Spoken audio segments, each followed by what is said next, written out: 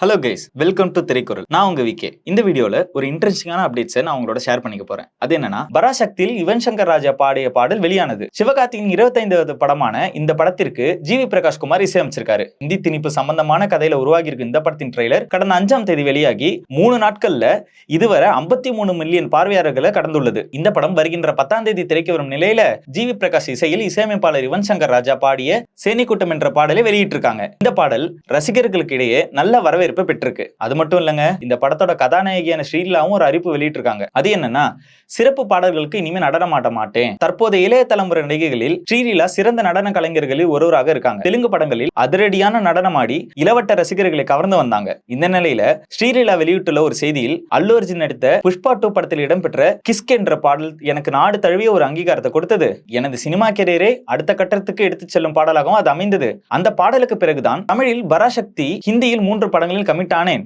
ஆனா எதிர்காலத்துல இது போன்ற சிறப்பு பாடல்களுக்கு நடனம் ஆடுவதை தவிர்க்க போகிறேன். அதே சமயம் அழுத்தமான நடிப்பை பதிவு செய்யக்கூடிய கதாபாத்திரங்களுக்கு முன்னுரிமை கொடுக்க போகிறேன்னு ஸ்ரீலீலா அறிவிச்சிருக்காங்க. இது கூடவே சூப்பரான இன்ஃபர்மேஷன் இருக்கு கைஸ். அது என்னன்னா, பராசக்தி படத்தில் மலையாள நடிகர் உறுதி செய்த சிவகார்த்திகேயன், சுதா கொங்கரா இயக்கத்துல நடிகர் சிவகார்த்திகேயன், ரவி மோகன், அதர்வா மற்றும் ஸ்ரீலீலா நடிப்பில் உருவாகியுள்ள படம் பராசக்தி. பல முக்கிய நட்சத்திரங்கள் சர்ப்ரைஸா படத்துல இணைஞ்சிருக்காங்கன்னு சொல்லப்பட்டுச்சு. மலையாள இயக்குனரும் பிரபல நடிகருமான ஃபாசில் ஜோசப் பராசக்தி படத்துல ஒரு முக்கிய கதாபாத்திரத்தை நடிச்சிருக்காருன்னு தகவல் இப்போ வெளியாகி இருக்கு. இந்த தகவலை படத்தின் ஹீரோவான சிவகார்த்திகேயனே அறிவிச்சிருக்காரு. ஆமாங்க, நம்ம எல்லாருக்குமே நல்லா தெரிஞ்ச கோதா, மின்னல் முரளி போன்ற படங்களை இயக்கி நம்ம எல்லாருமே ஆச்சரியப்பட வச்ச இயக்குனர் ஃபாசில் ஜோசப் 2013ஆம் ஆண்டு வினீத் ஸ்ரீனிவாசனின் 3வது இயக்க திரைப்படமான தீராவில் ஃபாசில் உதவி இயக்குனரா வேலை செஞ்சாரு. 2015ஆம் ஆண்டு குஞ்சு ராமாயணம் மூலம் இயக்குனரா அறிமுகமானாரு. இதில் பிரதர்ஸான வினீத் ஸ்ரீனிவாசன் மற்றும் தியான் ஸ்ரீனிவாசன் ஆகியோர் நடிச்சாங்க. 2013ஆம் ஆண்டு மலையாள திரைப்படமான அப்பொண்டன் முகலில் ஓரலண்டு திரைப்படத்துல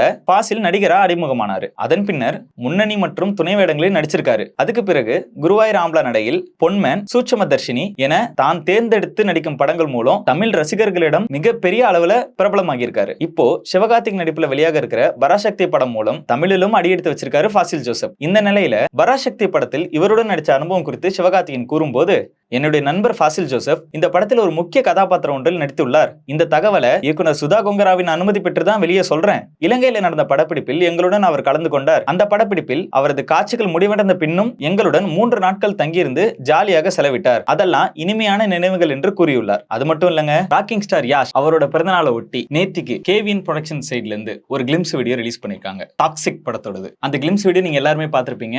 அந்த பேருக்கு ஏத்த மாதிரியே ரொம்ப ஒரு ரகுடான ஹாலிவுட் ரேஞ்சில் கிட்டத்தட்ட பீக்கி பிளைண்டர்ஸ் இருக்கு இல்லையா, அந்த மாதிரி ஒரு தரத்துல இருக்கிற படம் மாதிரி நமக்கு அந்த கிளிப்ஸ் வீடியோ இருக்கு. கேட்ச் யார்னா யாஷ், கிரா அத்வானி, நயன்தாரா, ஹுமா குரேஷி, தாரா சுதைரா அண்ட் ருக்மணி வசந்த் நடிச்சிருக்காங்க. வர 19/3/2026 இன்னைக்கு ரிலீஸ் ஆகும்னு சொல்லி அவங்க அந்த கிளிம்ஸ் வீடியோல அறிவிச்சிருக்காங்க. ரொம்பவே அருமையா அந்த கிளிம்ஸுக்கு கொடுத்திருக்காங்க. அதே நேரத்துல இந்த கிளிம்ஸ் வீடியோல ஒரு 18+ கண்டென்ட் இருக்கு. அது படத்தோட டைட்டிலுக்கு ஏத்த மாதிரியே கொஞ்சம் வச்சிருக்காங்கன்னு நினைக்கிறேன். படத்தோட கிளிம்ஸ்ல மட்டும்தான் இந்த 18+ கண்டென்ட் இருக்கா, இல்ல படத்துக்குள்ளே அடுத்தடுத்த சீன்ல 18+ மாதிரி இருக்குமான்றதும் தெரியல. இன்னொரு சமயத்துல சோசியல் மீடியால இதற்கு எதிர்ப்பும் இருக்கு.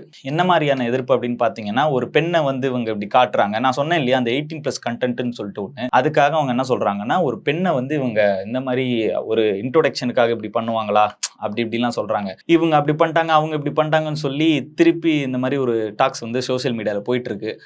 மற்றபடி ஃபேன்ஸ் சைடாவும் சரி, அஸ் அ சினிமா லவர்ஸா இருக்கிற பீப்புள்ஸ் எல்லாருமே இந்த ஒரு டீசரை லைக் பண்றாங்க. அவ்வளவுதான் கைஸ். இந்த வீடியோல சொன்ன அப்டேட்ஸ் உங்களுக்கு பிடிச்சிருக்கும்னு நினைக்கிறேன். இன்னொரு இன்ட்ரெஸ்டிங்கான அப்டேட்ஸ் வரும்போது நான் உங்களை மீட் பண்றேன். திரைக்குறளை மறக்காம சப்ஸ்கிரைப் பண்ணிக்கோங்க, பெல் ஐகானை பிரஸ் பண்ணிக்கோங்க. அப்பதான் நாங்க போடுற வீடியோஸோட நோட்டிபிகேஷன் நீங்க நெட் ஆன் பண்ணதும் வரும். விடைபெறுவது விகே.